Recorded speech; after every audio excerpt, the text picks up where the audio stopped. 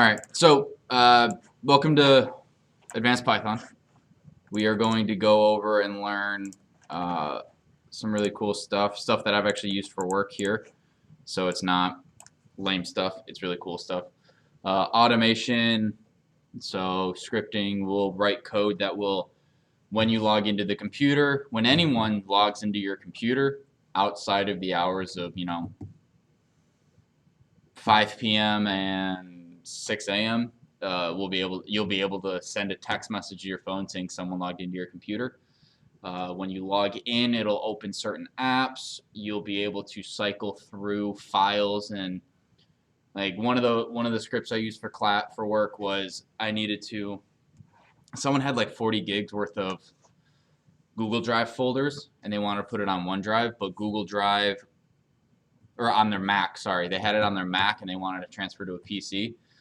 And Macs allow you to have certain symbols in the file names that Microsoft does not.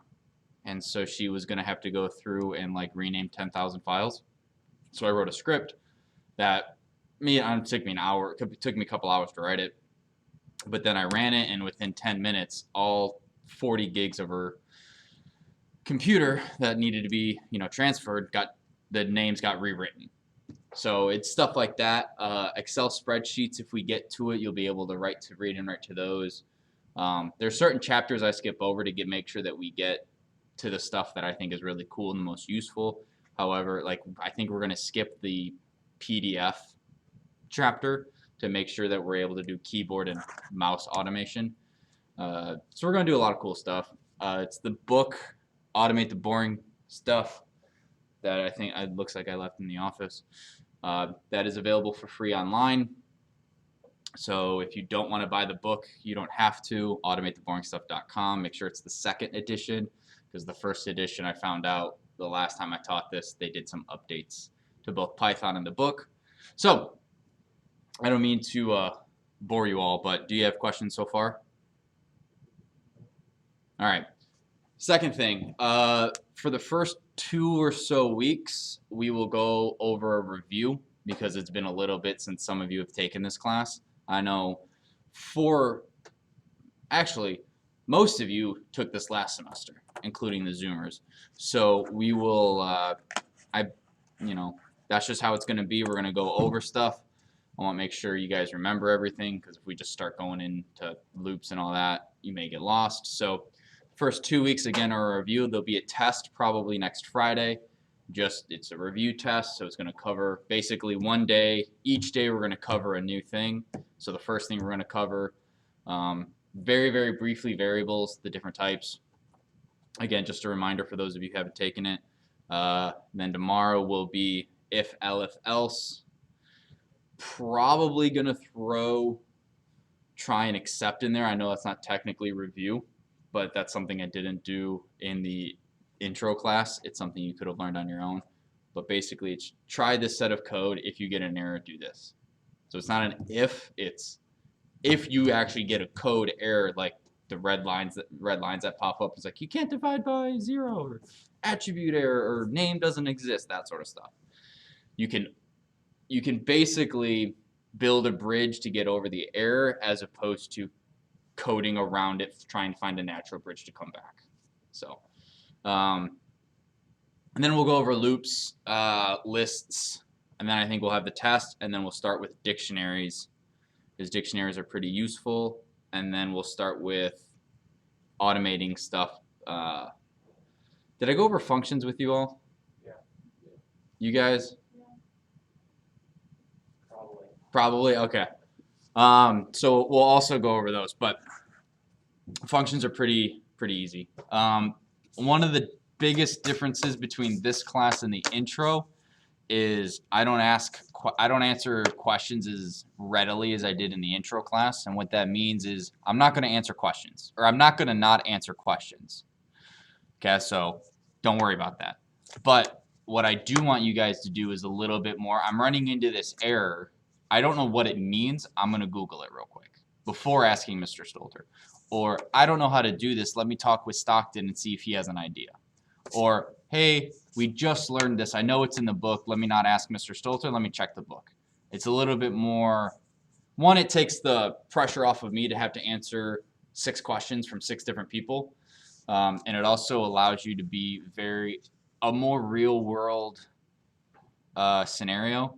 My wife's a software developer and she's Googling stuff all the time trying to find the answers. So there's a lot of stuff in programming you won't know that you'll have to Google and find out on your own. And that's kind of what these sheets are for. This is showing to me that you've at least looked through and tried to figure it out on your own. So you have to do each one of these. So there's an error code sheet or an error cheat sheet, which I'm going to post. It has a lot of the common errors. So when this pops up, this is what it means. This is how to fix it. Then review the book if it's something we covered in the book. Talk with a buddy. Pick someone at random. Don't always go to the same person. And then just Google it, right? Attribute error lists. What does that mean? Oh, okay. And then hopefully as you grow throughout the semester, you will get better faster because you had to figure it out and find it out and not just hear what I told you. I find that if someone tells me something, I tend not to remember it as much as if I either came up with it or I had to figure it out. So that's what this is going to be. This is going to be at the front of the desk. Hop on up whenever you have a question. If it's a clarification on an assignment or something like that, feel free to ask that. It's just when you guys are working on homework or projects in class, trying to be a little bit more independent and, again, more real world because will you have a boss to talk to? Yes. Will you have to find stuff out on your own? Yes. So real quick, I'm going to hand out the syllabus. Will, you can grab it from, actually, I don't know if I put it online yet. So stand by. Those of you from last semester, I think I did this with everyone, but you guys should have a message, and lady, you should have a message from me on campus with the OneDrive link. That is for your individual place to save your homework. So what it is, you can read and write to it, so you can save stuff to it. So if there's anything you want me to look at, or if you're writing work at home and you want to save it somewhere, but this is also where I'm going to save your corrected homework. So I go through, again, I don't know if you guys know 100%, the people who took it last semester know, I go through your homework, or at least I try to, and I find out why it doesn't work and I tell you why and I take points off that way. So if you give me code and it takes the input I give you and it gives me the output in the way that I'm asking for, because there will be times I will say, use a dictionary to do this or use lists. And if you get the same output from the input I give you, but you do it using a different method, I do take some points off just because there's a specific reason why I want you to do it a certain way. It may be because I want you to understand the relationship between 2 lists. And could you do it with a dictionary and have it be more elegant, more efficient and all that? Of course. But I want you to understand having a relationship between 2 lists and cycling through one to be able to cycle through the other at the same time. So there are specific reasons. And if you have questions on why do I have to do it with lists, why can't I do it with the dictionary, please ask me. And if I don't have a good enough reason, I may just change the assignment. So kind of forgot where I was going. Oh, yeah. So all of your homework, and so the way your homework works, you turn it in. If you forget a comma, that's a half point. If your code doesn't work, I kind of go through and I debug the code to make it work, and however many things I need to change or how big of a thing I need to change, that determines how many points I take off. Please, and I'd say this every semester, and I would say maybe a third of the students actually study the code that I give them, but it's like if you keep making the same mistake, like it's going to keep showing up in your homework. So please, if you're concerned or confused, please take a look at those assignments and you can see exactly why I took points off. Sometimes I add stuff up incorrectly, so you may be able to get yourself a free couple points because I can't do math, because I can't, whatever. So, make sense? I also sent, actually I don't know if I sent it, but, so you all should have that. Oh, and on the bulletin board, So let me share my screen. Sorry.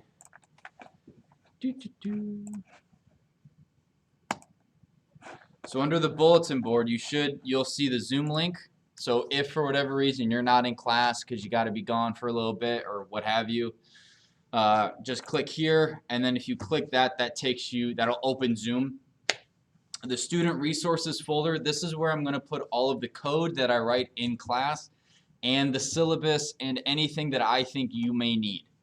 If it's code from the book that you need, if it's a text document that I want you to cycle through, everything you will need, everything that we do in class will be here, and anything for homework, I'll say download or use the text file in student resources folder. You download that, you save it to wherever, and then you can go from there. Then you can do your homework. Any questions so far? All right, let me actually pull up the syllabus. So here you go, Will, in case you can't see it. Or you should be able to see it. So Advanced Python Programming, it's me, Mr. Stolter. Classes in 209, IT office. If you want to meet with me before school, after school, or during lunch, please let me know. If you just show up after school and I'm not there, I very well may be doing IT stuff. But if you schedule it with me, I'm way more likely to be there. Again, I might still forget, or a project runs long and I can't just abandon everything. So if you go there and I'm not there, if there's someone else in there, Mr. Vishnoff or Mr. Felinsky, you can have them text or call me. Again, if you need to meet before school, I can get here, as early as 7 or 7:15. I stay till 4 every day almost, unless something comes up. So if you need anything, you can always meet with me then. My preferred contact is a direct email, not on campus, and the reason for that is on campus I get messages forwarded to my email, but I can't respond directly, so then I have to log into on campus on my phone and things like that. So if you email me directly, I'll be able to respond much more quickly than if you message me on campus. Some of the things we're gonna do what are called regexes or regexes. They stand for regular expressions. They allow you to search text for patterns. So one of the cool things is if you have a 10,000 line document and you want every single email in there, regardless of if it's at Gmail or Hotmail or .net or .org, you can write a regex that will find any pattern of numbers and letters followed by an @ sign, followed by any Yahoo, 123, Facebook, period, 3 or 4 letters. Or any sort of phone number. So a phone number could have parentheses around the area code. It may not. It may have periods in between the groups of numbers. It may have hyphens. It may have an extension. All of those things. So we'll learn how to build something that will find anything that's a 1, 2, 3, period, 4, 5, 6, 7 number, or if it's a parenthesis 1, 2, 3, space, 4, 5, 6, hyphen, 7, 8, 9, 0, extension 492. With one regex, you'll be able to find both of those types of phone numbers. So that's really cool. Reading and writing and organizing files, that's very useful. You can take a text document with 1,000 lines filled with information. You run a script and you can get the information. That's how I actually got the serial numbers and MAC addresses for your surfaces without having to hand type them all, because we got them in barcodes. They were in barcodes on each surface, so instead of going doo, doo, beep, beep, I got a file that had, it was encrypted, so I had to do a special thing with Microsoft using command prompt. I wrote it all in Python, and within a half hour, whatever it took, we had an Excel spreadsheet filled with 675 surface serial numbers and MAC addresses. So this is really useful stuff, this automation stuff. I think it's really fun. Web scraping is basically scraping the internet for information and displaying it without opening up a web browser.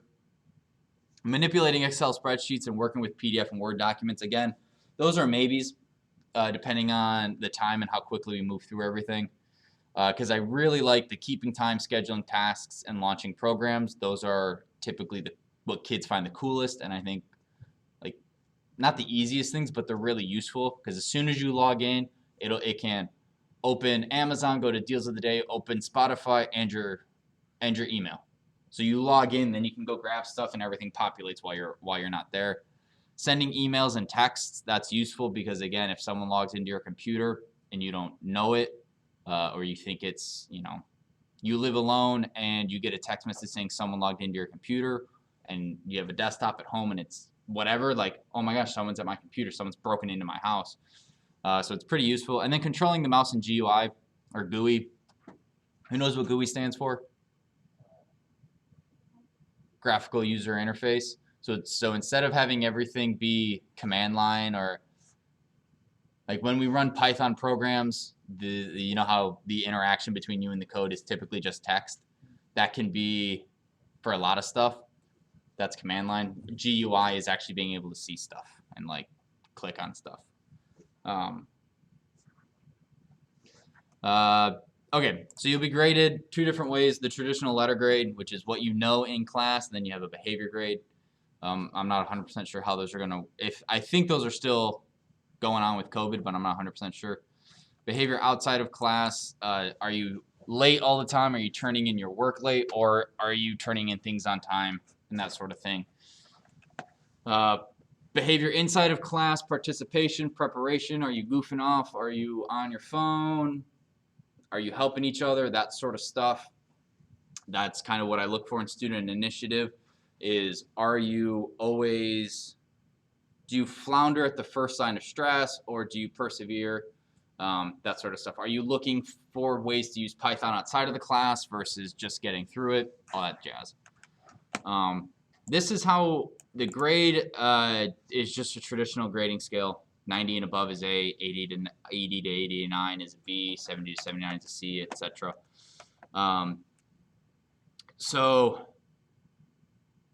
And this is just homework, quizzes, and tests. Will include but not limited to typing code on the computer, handwriting code, and finding errors in pre-written code, among other things. The way this works, I'm not 100% sure if this is how breaking up of the grading scale is going to work this year, with 20% of your final grade being your final project and 80% being all the work you do other than your final grade, or if it's going to happen like it did last semester, where your final project is just part of your semester, it's part of your on-campus grade, and that's what it is. So I don't know how it's going to work. Late work. So there's 2 types of late work. One, obviously, tests and quizzes. If you miss the day of the quiz, you're expected, or a test, you're expected to take it the day you come back. Unless you are sick for the day where we learn content that is on the test. That does not mean if you miss a review day, you are still expected to take the test the day you come back. Because we're not learning anything new. Everything that's on the test you will have already known. I will post videos so that you guys can see them. And if you are sick, you can watch the YouTube video. Now there's also homework versus projects. Now this is something new for like Adam and Maddie. There's homework in the book, which are short answer questions. The answers to those are in the back of the book. I'm flat out saying it, they're in the back of the book. That means it's a completion grade, and if you don't turn it in, it's a 0. That homework category is representative of 10% of your semester grade. And once it's a 0, it doesn't change. So turn it in, get credit, and if you don't turn it in, you just get a 0 and it stays a 0. Projects there are also questions in the book that are coding questions. Those are what I will consider projects, and those are not completion grade. Those are, they're code that you turn in and I grade it based on how well you wrote it. If those are late, that's a 0. You have to, I will put it in to the grade book as a 0 until I get it. We will meet and discuss a day to turn it in. If it's missed, it will continue. We'll keep scheduling a day for you to turn it in. Every day you miss an assignment to turn it in, you go 1 step higher in the school's late work policy. So if you miss a project due date, that's step 1, and that's like hey Adam, why didn't you turn this in?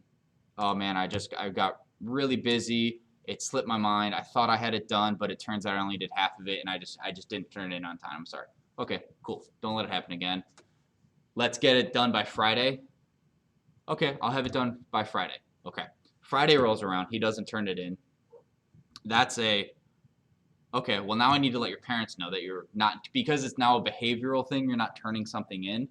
It's not that you don't get it, it's you're not choosing to turn it in. That's a phone call, or that's an email or phone call to mom and dad and letting student services know. If you do it a third time, it's a meeting with student services and parents. If you do it a fourth time, you're asked to leave the class. So if you miss 4 assignments, you leave.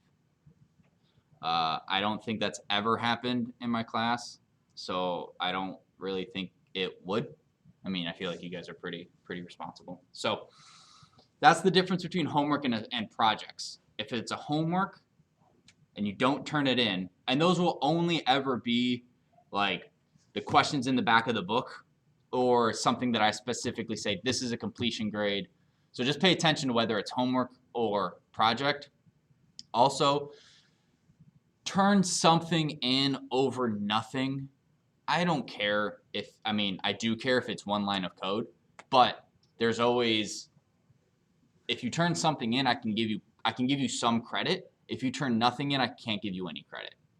So like Adam said, if you only did half of the problem, turn in that half, because I can at least give you half credit on the assignment.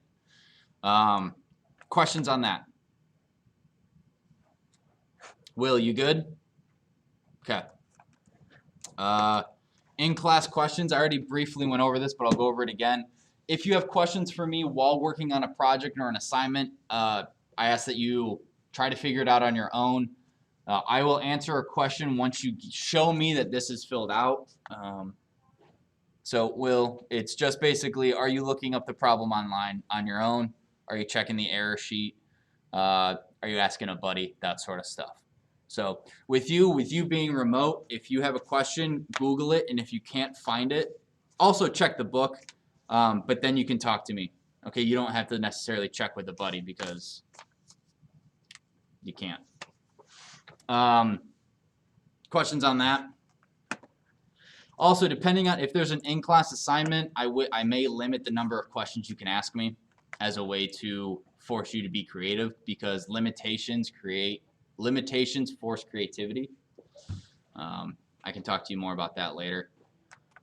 Yeah, so this is it is your responsibility to check on campus. If I give you a 0 for an assignment and you never ever come back to me, or I will talk to Adam and say, Adam, I need to talk to you after class.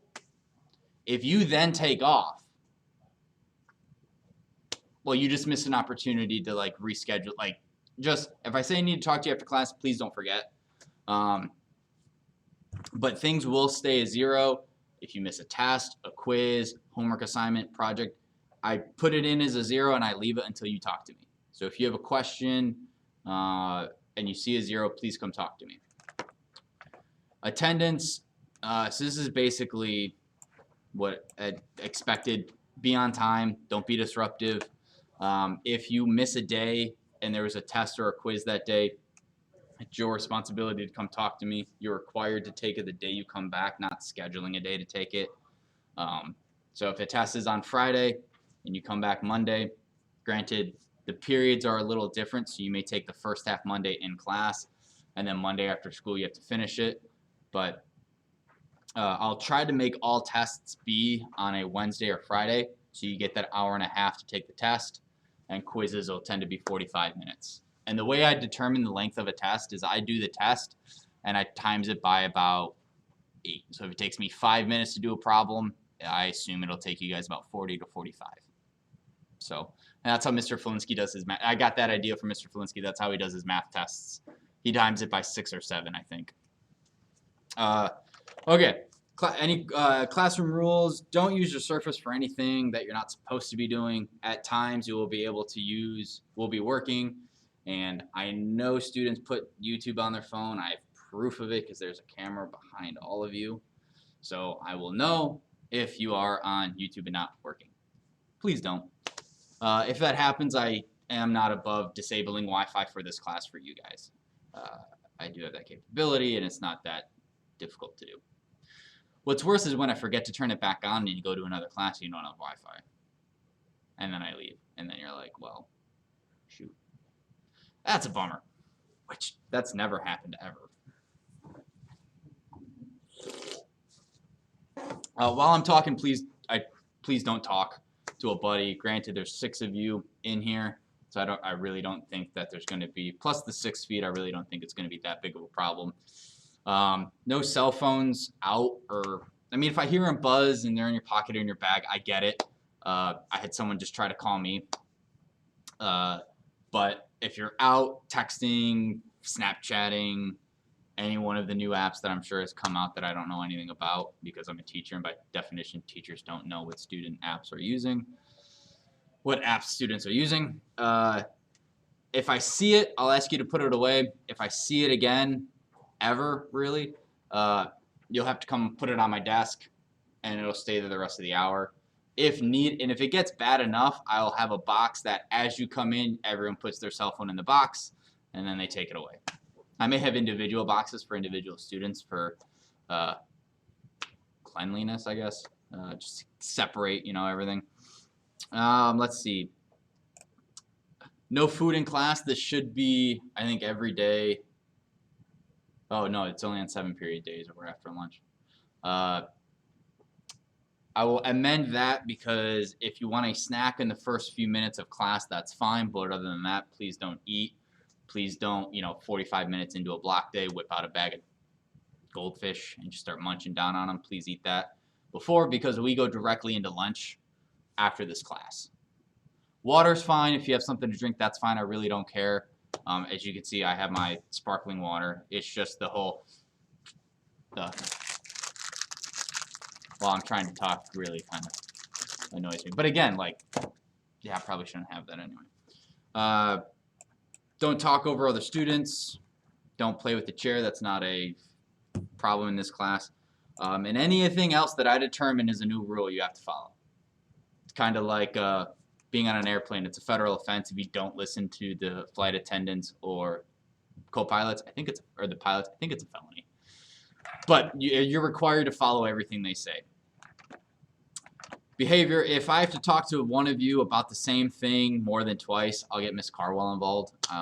Again, I really don't think that's going to be a problem with 6 people. It's really going to be kind of hard to hide your cell phone usage. So, and anything that's left, I just throw away. So if you leave your review sheet for your government class, I'll throw it away because I just want this place to be clean. Especially because I have to go around and spray down the desks when you guys are done, and if there's paper there, it kind of gets in the way, and I have to take the extra 6 steps and throw it away, and I don't want to take any unnecessary steps. I mean, who does? That's a pity laugh right there, but whatever. Any questions? Comments? Concerns? Critiques? Cupcakes? Cookies? Questionnaires? Crackers? No? Okay. Will, you good? Cool. All right, so student resources folder currently, if you click on it, I'll show you. If you click on this, it takes you to the online version, and from here is where you guys will download your stuff. I obviously haven't put anything there, and then the Zoom link. Again, each one of you got an email or a message on campus that takes you to something that looks just like this, except instead of student resources, it'll say student folders followed by your last name and your first name. If you could verify that those work, because again, that's where I'm storing all of your homework, and that's how, that's also probably where I'll ask you to save your work for your final. Speaking of your final, it'll be just like, the premise will be very similar to the intro class where I'll give you 2 or 3 weeks at the end of the semester to work on your final project in class on your own. Your final project will be creating scripts that currently, and this has, I hold the right to change this, that quote, make office life easier. Meaning it's scripts that incorporate things we've learned to, well, I want this to do these couple things because if I were sitting at a desk job, these are the things that I would want to have happen. When I sit down at my computer, I want these programs to open up. I want it to make sure that if someone logs in other than me, I would like to know. Those sorts of things. If someone sends me an email, I want it to look through my inbox and find any other email that people have sent me or any phone number that's in there or anything like that. I leave it up to you. And again, that's subject to change if I think of something cooler or better. Questions?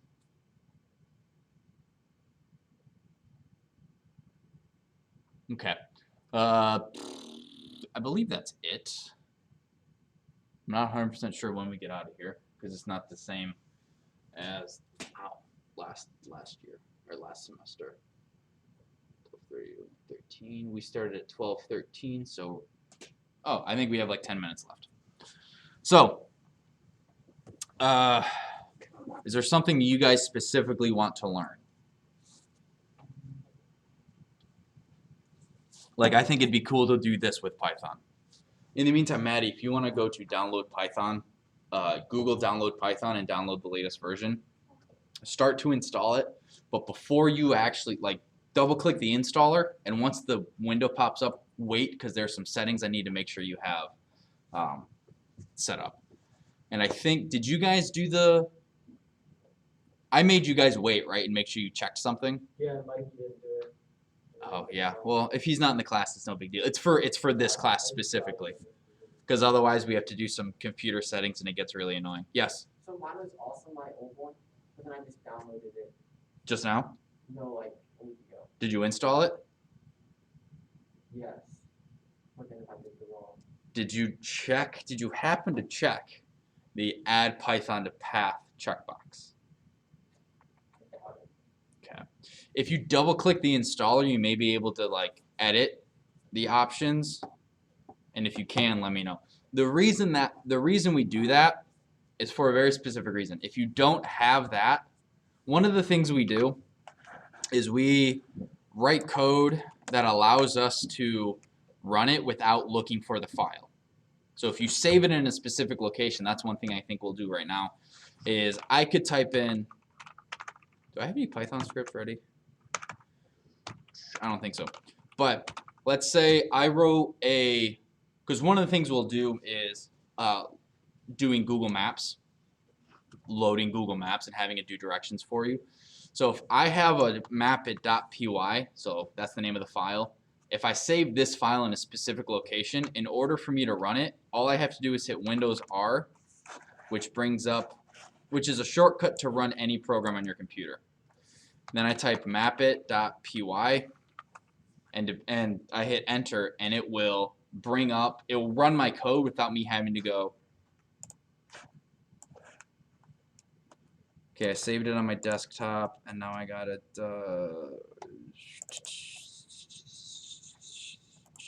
And doing all of that. So it's pretty cool. One thing I do want you guys to do, and lady, to do is on your desktop, make a folder, and this folder is where you're going to save all of your Python scripts. I would call it Python scripts because that's actually what I have on my Surface, as you can see right here. Python scripts. Yes, Thorn. Do you want it to be in desktop or could it be in Google Drive or something? I hesitate to say Google Drive because the space in Google Space Drive messes with the automation.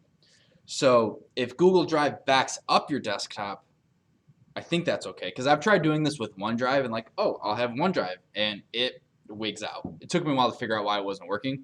It was the space in OneDrive, space, Wheaton Academy.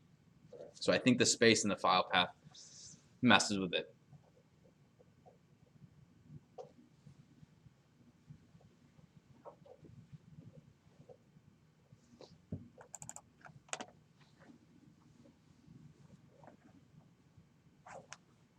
Oh yeah, this is all from last year.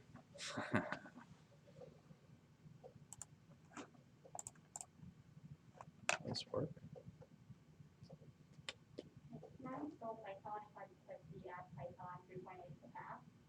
Yes. You're only setting that in? Yep, that's the setting you need to do. Well, there's one more. There's another one, disable path limit.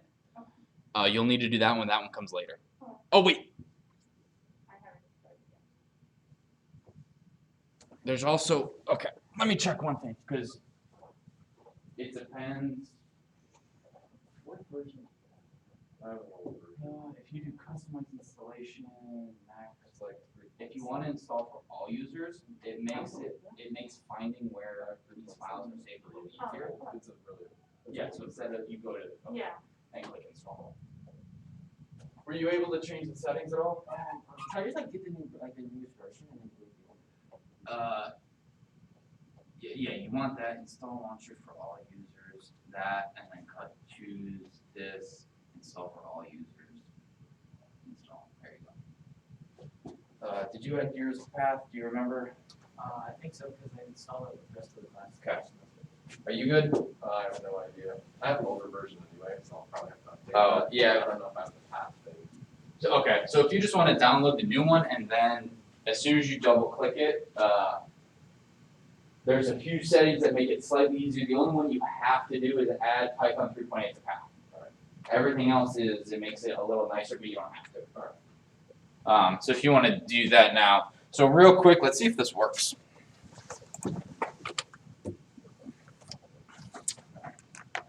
Oh, there you go. So with this map it, I don't know why it's putting HTTPS up here. With this map it program, it's pretty easy, pretty simple looking.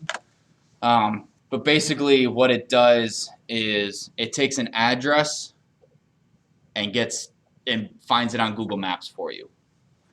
And we'll get to a point where all you have to do is hit Windows R, map it, and it will auto-populate because once you run it once, it saves like, hey, you recently used this. Do you want us to autofill it? And then you click enter and boom, it does it yourself. Because there's really two types of scripts we're going to write. Ones that take a few hours to write that automate a process that normally takes hours each time you do it and you have to do it once a week. Or it's a script that takes us a little bit of, 5, 10 minutes, 20 minutes to write that we use all the time that saves us 10 seconds every time we use it. I heard a story of this one guy who worked at a company for so long, he scripted his whole job and no one knew. So people would ask him for stuff and he would just and then just sit there for hours at it. Like, it was pretty funny. Whether or not it's true, I don't know. I'm sure there's people out there that have done that. Oh, cancel. 1:13, I think. We're either out in a minute or 6 minutes. I'm not sure. Or in 20 seconds, so we'll find out in 20 seconds. Okay, so again, this is just syllabus going over everything. Tomorrow we're going to review briefly variables, if statements, else statements, else-ifs. So again, this would be a review for those who took the class last semester, and then for you guys who took it a while ago, I think it'll still be helpful because there are times when you forget stuff. And it looks like I have you for another 6 minutes. So might as well do the variables real quick. So if you guys want to open Python up, and we're just going to stick in the shell. Do you guys remember? Ooh, you are blinded, Brandon, by Stockton. Yeah. It was right in his face. Here, I can close the blinds. His eyes like instantly watered.